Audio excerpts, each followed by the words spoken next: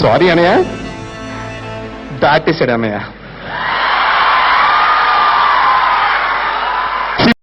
To the series మీకు తెలుసా bike చలనమే చిత్రము. మన జక్కన్న విజువల్ వండర్ మగధీర థియేటర్లలో ఏకంగా 1000 రోజులు ప్రదర్శితమై సౌత్ ఇండియాలోనే బిగ్గెస్ట్ రికార్డ్ క్రియేట్ చేసింది. అంతేకాదు టాలీవుడ్ లో మొదటి 100 కోట్లు గ్రాస్ వసూలు చేసిన హిస్టారికల్ మూవీ ఇది. కిరవాణి గారి బీజిఎం ఫ్లాష్ బ్యాక్ ఎపిసోడ్ కి ప్రాణం పోసిన ఈ సంగీతానికి క్రౌచింగ్ టైగర్, హిడెన్ డ్రాగన్ సినిమాలో ఇన్స్పిరేషన్ అట. విలన్ దేవగుల్ కు గుర్రాలంటే చాలా భయం, కానీ షూటింగ్ టైంలో గుర్రం అదుపు తప్పినా భయపడకుండా ఆ సీన్ ని పూర్తి చేశారు.